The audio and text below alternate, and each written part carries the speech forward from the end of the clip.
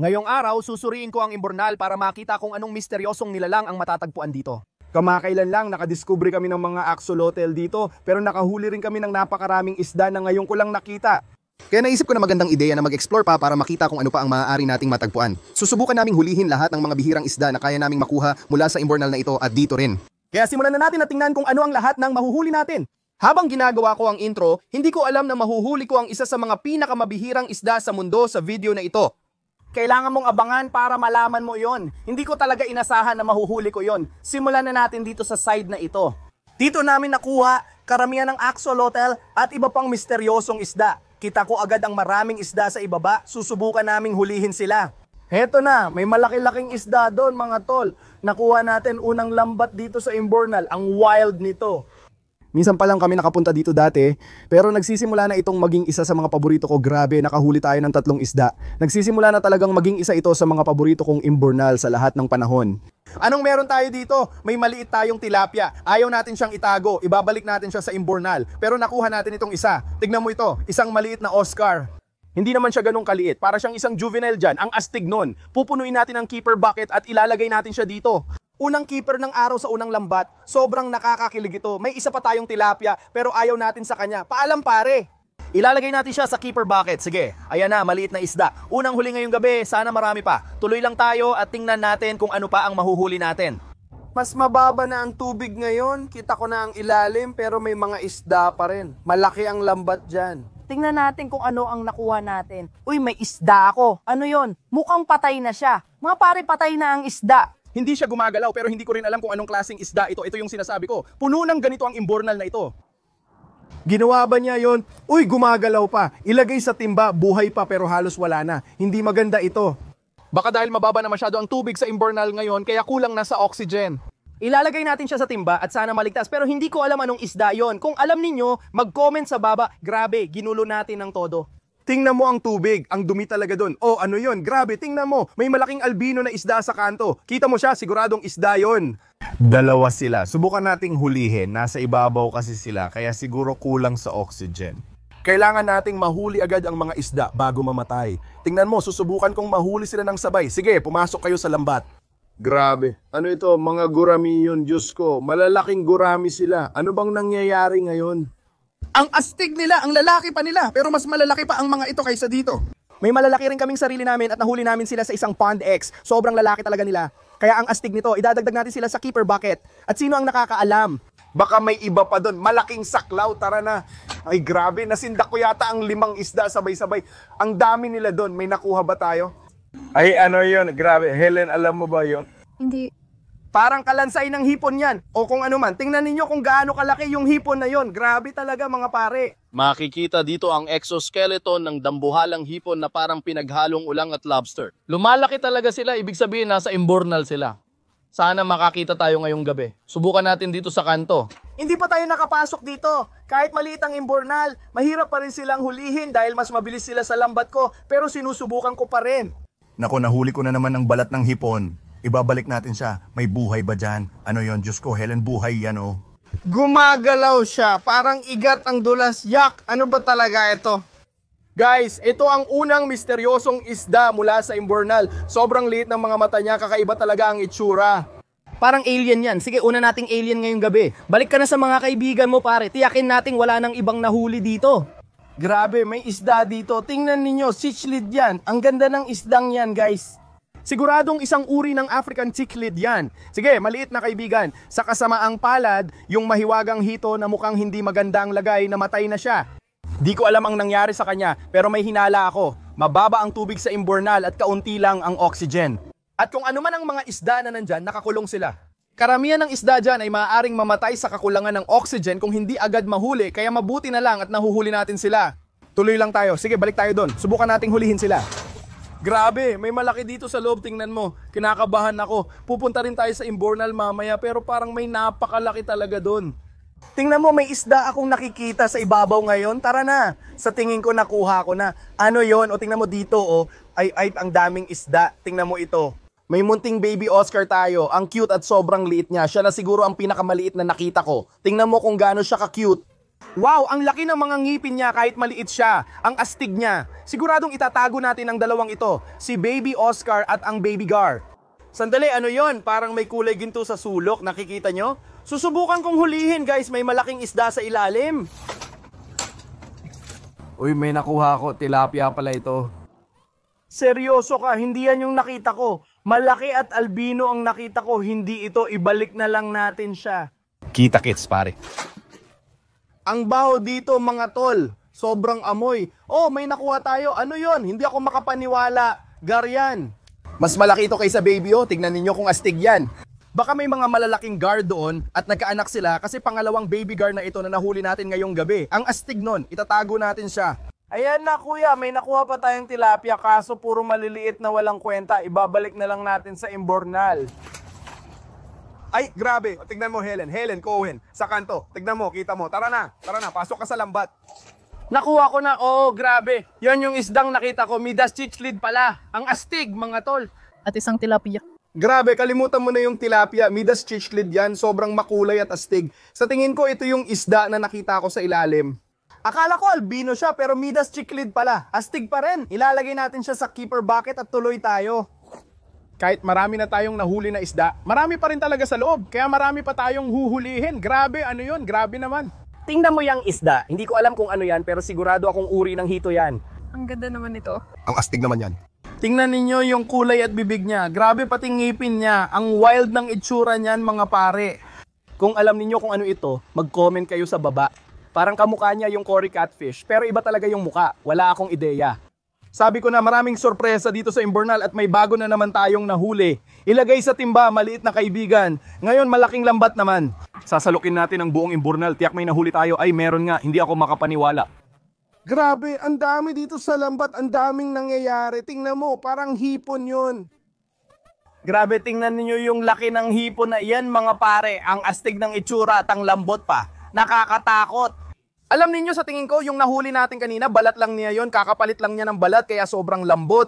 Astig yun mga pare. Ayun, nahanap natin yung hipon pero hindi yun ang pinakaastig na nakita natin sa lambat. Tingnan ninyo ito. May nakuha tayong maliit na tilapia. Wala tayong pakialam dyan. Ibabalik natin siya. Yan ay isang asul na ulang. Ay teka, sa tingin ko balat lang ito ng asul na ulang. Ibig sabihin may asul na ulang dyan sa loob. Ang lupet nun. Nahanap na natin ang balat ng hipon at asul na ulang talaga ito. Patunay na nandyan sila sa Imbornal. Nahuli na natin ang hipon, sana ngayon mahuli rin natin ang asul na ulang. Ayun, nakuha na natin. Ang daming isda sa lambat na ito. Tignan mo, ano yon? Ay, ang dami nating nahuling hoplo catfish sa tingin ko. Tignan mo ito. Parang kamuka nung isda. Nakakahuli lang natin. Alam mo, dapat ilagay natin sila sa tabi ng isa't isa at ikumpara. At alam mo ba, magkahawig sila ng kaunti pero magkaiba talaga. Hindi ko napansin agad yun. Tignan mo, grabe. May nahuli tayo dati dito pero ito, mas malaki talaga. Ito mismo ay isang itim na ghost knife fish. Isang kakaibang isda na parang alien. Ibig kong sabihin, tignan mo yan. Tignan mo ang bibig niya. Sa palagay ko, ngayon lang ako nakakakita ng ganito kalaki. Ang astig. Siguro ito na paborito ko ngayong gabi. At ang astig sa mga ito, kaya nilang lumangoy pa atras sa tubig. Tignan mo ito. Sige, ayan na siya. Tignan mo yan. Lumalangoy siya pa atras. Grabe, sandali lang. I-zoom mo sa kanto. Tignan mo, grabe. Nakikita mo. Oh, nakuha ko. Sa tingin ko, ito yung isda na nakita ko dati. Naalala mo yung sinabi kong malaking albino na isda? Akala ko red devil yon pero yun talaga ang nakita ko. Malaking albino pleco yan, ang astig. Sa tingin ko chocolate pleco kasi hindi siya sobrang dilaw, medyo brown siya. Malamang nga yun, astig pa rin ang nakita natin mga tol at ang laki niya. Ano pa kayang nandito? Yak! Buto ba yan? May mga ngipin. Helen, tingnan mo. May mga ngipin dito. Ano yun? Yuck! Yak! Ano ito? Grabe. Yan ba ay buwaya? Mukhang buwaya yan, di ba? Hindi ko alam kung ano ang itsura ng buwaya. Buwaya yan. Ganito ang itsura niyan. Mukhang pa nga ng buhaya yan. Nakakatakot yan Buto ng buhaya yan. Hindi pa ako nakakakita ng ganito. Nakikita mo yung mga lagusan? Kumukonekta yan sa sapa, kanal o lawa na pwedeng may buwaya. Posibleng may buwayang pumasok sa Imbornal. At nung bumaba ang antas ng tubig, masyadong mababa na para makalabas siya kaya natrap siya dito. Pero sigurado akong bungo ito ng buwaya. Grabe yun. Dapat itago natin to para siyang souvenir. Kadiri naman yan. Grabe talaga. Hindi ko alam ang iisipin ko. Ilalagay natin yung pleco sa timba ng itatabi pero hindi ko alam ang gagawin dito. Tara na, may malaki kanina. May nabangga akong malaki, baka parte ng buhaya yon. May nakuha ba tayo? Mukhang meron, ano yon? Grabe, tingnan mo yung hito na yan. Mukhang sinodontis siya pero ang ganda ng pattern. Misteryosong isda na naman mula sa Imbornal. Ang gaganda talaga ng pattern. Mga tol, kung alam ninyo anong isda ito, i-comment sa baba. Tindi ng ngipin nito, tingnan ninyo, astig niyan. Ano pa kaya nakuha natin, grabe? Ano yan, Helen? Tingnan mo ang isdang ito. Hindi pa ako nakakakita ng ganito. Dalawang misteryosong isda sa isang lambat. Hindi ko alam yon, pero ang wild nun, kailangan pa ng mas malaking timba. Akala namin nakuha na lahat ng isda sa Imbornal pero mas marami pa pala kaming nahuli. Uy, isa na naman, tingnan mo, malaki ito. Nagpupumiglas siya. Diyos ko, ang ganda ng Jack Dempsey na ito. Sige, ayan na siya.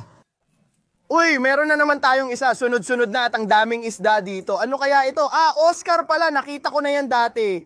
At ang ganda rin niya. Tingnan mo yung mga kulay niya. Ang ganda talaga. At ilalagay na natin siya sa timba. Ayos!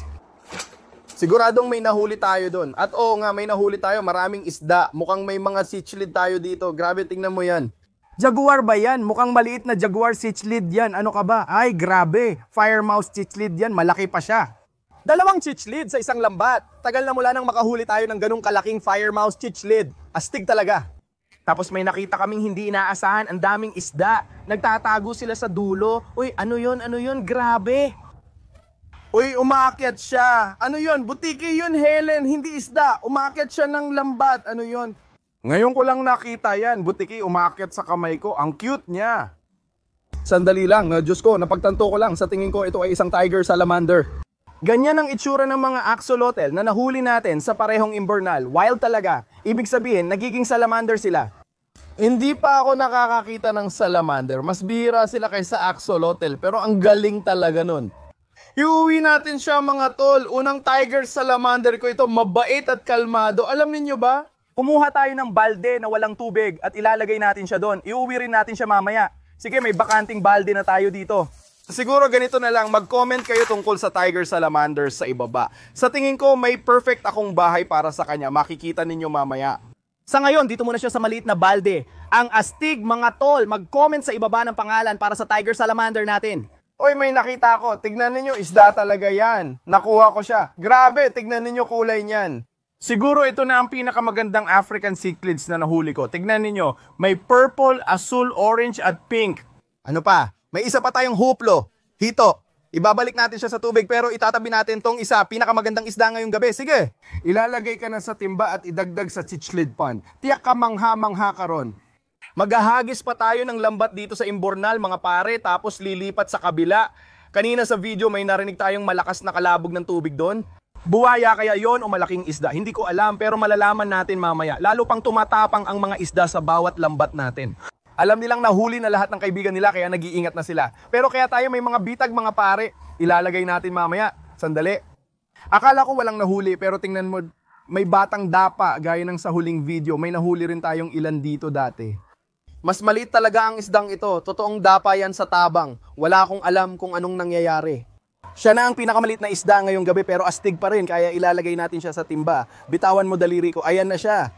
Talagang nagsisimula ng bumagal. Hindi na ako nakakakita ng kasing dami ng isda tulad kanina. Ay, sakto. Diyos ko, may kung ano dyan.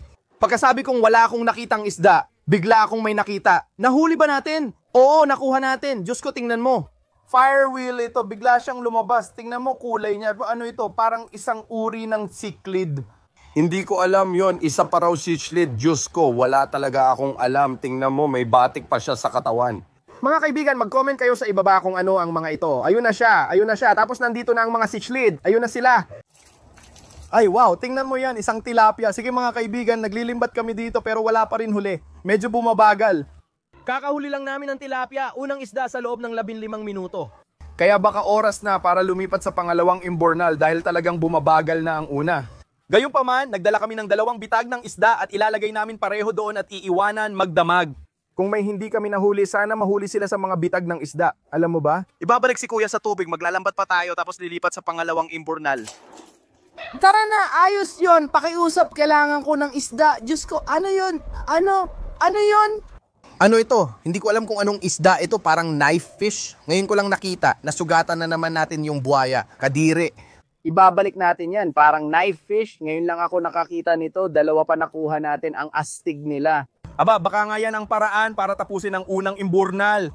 Tingnan mo, may guhit pa sa katawan niya, ang astig.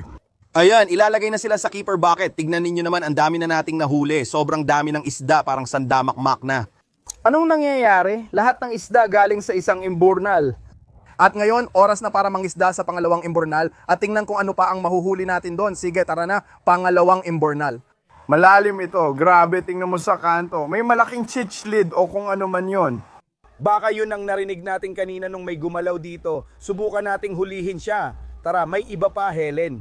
May mas malaki pa pero hindi muna natin papansinin. Subukan nating mahuli ang cichlid. Nakuha natin siya, ang laki niya. Hindi ata kasya sa cooler. Kapareho lang ito ng isdang nahuli natin kanina, Midas cichlid, pero mas malaki ito. Buti na lang lagi kaming handa sa malalaking isda kapag nagfi-film kami ng mga video na ito.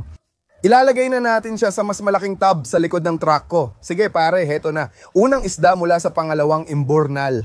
Ang astig, balik tayo at tingnan pa kung ano ang mahuhuli. Diyos ko, Helen!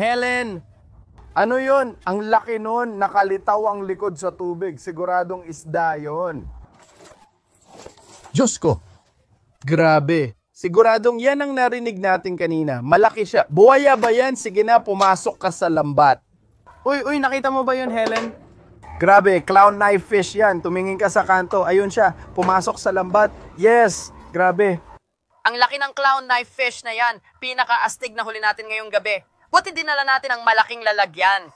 Kailangan ilagay si kuya dyan pero iuwi rin natin siya. Tingnan mo, malaki na ang isda na yan pero may mas malaki pa sa loob. Hindi ko masyadong nakita kung ano yon pero grabe talaga. Tignan mo yung clown knife fish. Ang ganda. Sige, ilagay na natin siya sa lalagyan. At siguradong itatago natin siya. Grabe, ang astig talaga niyan. Isa sa mga paborito kong isda sa lahat ng panahon, ang clown knife fish. Sige, subukan nating alamin kung ano talaga yung malaking bagay na yon. Uy, may nahuli ako. Grabe. Ito talaga ang hotspot para sa malalaking isda. Tingnan mo yung Oscar. Ang ganda nito. Ang daming malalaking isda dito sa Imburnal, mga tol. Ang astig, baka isa ito sa pinakamagandang Oscar na nakita ko. Sige, ilalagay ko na rin itong isda sa batya. Ayun, ayos na. Tara, tuloy pa tayo at tingnan natin kung ano pa ang mahahanap natin. Sandali, tingnan mo ito. Grabe, Helen. Akala ko goonch catfish yon. Akala ko talagang magugulat ako. Ano kaya yon? Mukhang ibang uri ng hito. Wala akong ideya, mga tol. Hindi pa ako nakakakita ng ganito. Misteryosong isda na naman mula sa Imburnal. Ang astig niyan, ilagay na lang natin siya sa timba ng huli. Ang astig mo, maliit na kaibigan. Ay, Diyos ko. Helen, malaki ito. Sa tingin ko, ulo ng ahas ito. Handa ka na ba? 3, 2, 1. Diyos ko, grabe. Tingnan mo ang laki nito. Nakatakas siya, ang laki niya. Mukhang hindi napunit ang lambat ko, buti naman. Ngayon alam na natin kung ano ang malaking isda. Isang napakalaking snakehead iyon. Siguro yun na ang pinakamalaking snakehead na nakita ko. Diyos ko. Ayan siya. Tingnan mo. Grabe. Para siyang dambuhalang balyena. Nahuli ko siya, Diyos ko. Ang bigat niya. Sobrang laki niya para sa lambat. Ayun siya. Ito na yun. Walang takas. Oh. Grabe. Ito na ang pinakamalaking snakehead na nakita ko, mga pare. Sobrang agresibo ng mga ito. Tingnan nyo ang laki ng ulo niya, mga pare. Parang record size na snakehead ito. Dahan-dahan lang. Gusto lang namin ng picture. Wow. Tingnan niyo, kalahati ng katawan ko ang laki niya. Halimaw talaga ang snakehead na ito. Nakakalungkot na hindi natin siya pwedeng alagaan dahil labag ito sa batas. Kaya kailangan natin siyang ibalik sa Imburnal. Pero grabe talaga yon. Ang astig. Ibig kong sabihin, tignan ninyo siya kumpara sa katawan ko. Sobrang wild nito, mga tol. Siguro higit 10 libra ito. Sige. Siguro ibabalik na lang natin siya sa Imburnal gamit ang lambat. Ayan na siya. Huwag kayong mag-alala, mga tol. Hindi naman nakulong ang snakehead. Pwede pa siyang bumalik sa lagusan kasi may tubig pa. Siguro gusto lang niya sa Imburnal. Ewan. Babalik pa tayo doon para maglagay ng lambat at bitag sa isda. Tapos iiwanan natin magdamag. May nahuli na rin tayong kakaibang bagay dito. Tuloy lang tayo at tingnan kung ano pang mahuhuli. Sana hindi na natin aksidenteng mahuli ulit ang snakehead na yon. Nandito pa rin siya, grabe. Narinig mo? Tingnan mo, may nahuli akong malaking isda sa lambat, malaking Texas cichlid. Ang ganda niya. Nakuha natin tong isda. May iba pa ba? Ano yon? Ay, grabe, Helen. Uy, bihirang isda yan. Isang beses lang ako nakahuli ng ganito sa buhay ko, mas malaki pa kaysa dito. Tinawag ninyo itong datnoid at sabi ninyo, sobrang bihira raw ito. Pangalawa ko na ito sa buhay, ang astig. Hindi ko alam may ganito pala dito. Nakuha natin ito at isang Texas cichlid. Itatago natin pareho. Ay, ayun ang snakehead. Nasagi ko, sorry pare. O wag mo akong pansinin. Grabe. Mukhang may nakuha ulit tayo. Balat na naman ng blue crawfish. Oh, mukhang ganun nga. Tignan mo, tira-tira talaga ng blue crawfish yan. Nandito rin pala sila sa Imbornal. May iba pa. Oo, meron. O, tingnan mo, baby Oscar. Ang dami na nating nahuling Oscar ngayong gabi. Isa na naman sa listahan. Ay, Diyos ko, Helen. Aba, palos yan. Grabe, tinatangkang lumabas. Yak, totoong palos yan, mga pare. Malaki rin siya. Ano yun? Diyos ko, grabe, parang... Teka, tingin ko langfish yan. Grabe, ngayon lang ako nakahuli ng ganito sa Imbornal. Maliit na langfish ito, mga pare. Tingnan ninyo yung maliit niyang mga paa. Ang lupit! Isa ito sa pinakaastig at sobrang astig na isda na nakita ko. Ang dami nating isda sa timba na ito. Tignan ninyo ito. Kailangan talaga nating kumuha ng isa pang timba. Grabe ito, grabe. Sige. Na maglalagay tayo ng lambat sa pangalawang Imbornal, tapos ilalagay ang dalawang fish trap at iiwan magdamag. Tara, simulan na natin. Ngayon, nakahuli na tayo ng maraming bihirang isda ngayong gabi. Pero, ang susunod na mahuhuli natin ay mas kakaiba pa sa lahat ng yon. Ayos yung huli na yon. Uy, may nakuha tayo. Ano yan? Ang laki ng isda. Tignan ninyo. Ano ba yan? Grabe. Grabe, Helen. Ano ito? Diyos ko. Ano yan? Wala talaga akong alam. Ang weird nito. Hindi pa ako nakakakita ng ganito. Ano bang nahuli natin? Mukha siyang dolphin. Mukha talaga siyang dolphin. Seryoso? Sabihin mong hindi dolphin ito. Teka, ilagay natin to sa sarili niyang timba. Wala akong ideya kung ano ito. Sige, pare. Pumasok ka dyan. Mga tol, may nahuli tayong kakaiba. Kadalasan, kahit hindi natin alam ang isda, may ideya pa rin tayo. Parang hito, pero itong isa, seryoso. Wala akong alam. Wala siyang kamukha. Mukha siyang dolphin, di ba? Parang hindi naman ako nababaliw. Oo. Parang isang batang dolphin. Ano ito mga kaibigan? Kung alam ninyo, mag-comment sa ibaba. Ang astig nito, aalagaan namin siya. Dapat ilagay siya sa espesyal na lugar. Ang astig ng isda, tingnan kapag baluktot siya, parang dolphin na tumatalon. Grabe ito mga kaibigan. Sige, sa puntong yan, kailangan na nating ilagay ang mga fish trap natin at iiwan natin sila dito magdamag. Malinaw na marami pang isda sa loob niyan. Uuwi natin tong isda kasama ng iba pa. Grabe, parang nakakakuryente siya. Talaga? Nakukuryente niya ako. Sumpa talagang nakukuryente niya ako. Hybrid ng electric eel at dolphin? Sige, hindi ko alam nangyayari. Ilagay na lang ang mga bitag sa isda. O sige, ganito ang plano. Meron tayong dalawang magkaibang bitag sa isda, dalawang magkaibang imbornal, isa sa bawat imbornal at lalagyan natin ng pain na tilapia at iiwanan natin magdamag. Pwede talaga tayong makahuli ng kahit ano sa mga bitag na ito. Kaya sobrang excited ako. Ayan na ang pain para sa unang bitag. At ayan na ang pain para sa pangalawang bitag. Sige, tingnan natin. Ibababa na natin ang unang bitag. Ayan na. Diyan, ayos na. Sige, at ngayon ilalagay na natin ang pangalawang bitag. Itatapon lang natin ito pababa at sana hindi ito sirain ng ulo ng ahas. Habang hinihintay mahuli ang isda sa bitag, ililipat muna natin lahat ng nahuli, pati mga galing sa lambat, malalaki, at yung mukhang dolphin, pauwi sa bahay ko. Hindi ko alam yon, pero uuwi na tayo at ilalagay sila sa bago nilang tirahan. Tara! Ayos, mga tol, nakabalik na tayo sa bahay ko at may dala tayong balde ng mga isda, pati na rin yung malalaking isda na nahuli natin mula sa imbornal. At ilalagay natin karamihan sa kanila sa quarantine pond. Kaya ilalagay natin sila dito, gagamutin sila kung may sakit. At oo, may balde lang talaga tayo ng mga isda. Eto na, grabe, tignan mo yan. Meron tayong fire eels, hito, hipon, oscars, at maraming knife fish. Tignan mo yung dambuhalang black ghost knife. Ang daming isda mga pare, grabe ang huli ngayon. Ang dami nating nahuli. Isa ito sa pinakamagagandang huli natin. Hindi pa natin napuntahan yung fish trap mga pare. Ang lupit nito tapos may malalaking isda pa. Ilalagay din natin yan sa lawa. Tignan ninyo pare, may malaki tayong lambat dito. Sasalukin natin lahat ng malalaking isda. Nandito na si Namidas, Oscar at Clown Knife. Tara na, astig talaga. Kita-kits mga pare, dalawa na lang natitira natin ngayon. Yung mahiwagang dolphin fish at tiger salamander. May perfectong pwesto ako para sa kanila. Tignan ninyo ito mga pare. Nandito sa loob nito ang tiger salamander. Ayun siya. Kumusta pare? At dito sa likod ko, nandito tayo sa mini pond. Ngayon, ang dahilan kung bakit ko siya ilalagay sa pond na ito ay dahil kalahati lupa, kalahati tubig ito. Kaya itong si Kuya, pwede siyang umakyat-akyat. Pwede rin siyang lumangoy sa tubig. Pwede niyang gawin ang gusto niya. Perpekto dito para sa kanya. Ilalagay natin siya sa bato. Ang astig nito mga tol. Ang una nating tiger salamander pumunta na sa tubig. Mahal na mahal ko siya. Astig talaga yon. Ngayon, mga tol, nasa fish room na tayo. At dito natin ilalagay yung misteryosong dolphin fish. At ilalagay na natin siya dito sa fish tank. Wala namang laman dito kundi maliit na Fahaka popper fish. Hanggat hindi ninyo sinasabi kung ano't saan ilalagay, dito muna siya. O sige, heto na siya. Kinukuryente na naman ako. Ilalagay ko na siya diretso pero hindi ko alam kung bakit ako kinukuryente. Tingnan ninyo, lumalangoy siya at nakikipag-ugnayan sa paligid. Parang tunay na dolphin, mga pare. Palagay ko, ito na ang pinaka-astig na nahuli natin lalo na galing sa Imbornal. Yun na lahat ng isda na nahuli natin ngayon. Maghihintay tayo ng ilang oras bago bumalik sa Imbornal para tingnan ang dalawang fish trap. Sana may nahuli tayong kakaiba. Kita-kits mamaya, nandito na ulit tayo sa Imbornal. Oras na para silipin ang fish trap na magdamag na kababad. Excited na ako mga tol. May dala tayong bagong bagi dito na may malinis na tubig. Sige, simulan na natin. Hilahin na natin ang unang fish trap. Ayun, nandyan na ang unang trap. May mga isda akong nakikita. Ikabit lang ang tali sa poste para mahila pataas. Nakuha ko na agad sa unang subok. Hilahin na natin pataas at tingnan natin kung ano ang nahuli natin. Sige, eto na. Oh, may mga isda ako nakikita. Oh, naririnig ko rin sila. Ang dami dito. Tingnan mo ito. Ayan na. Sige, bubuksan na natin ito at tingnan kung ano ang nahuli natin. Oh, tingnan mo yan. May malaking isda dito. Kunin muna natin siya. Parang hito ito. Wow, ano yon? Ilalagay natin sa timba. Hindi ko alam kung ano yon. Siguradong hito ito. Ano pa meron dito? May cichlid tayo. Tingnan mo ito, isa pa ulit na ganitong isda ang nahuli natin kanina. Hindi ko talaga alam kung ano yon. Ang astig! Tingnan mo ang mga cichlid, lalo na ang gandang African cichlid na yan. Oh, may puffer fish. Grabe, nakahuli rin tayo ng isa dito dati. Wow, ang ganda nitong isa. Tingnan mo kung paano siya lumalangoy.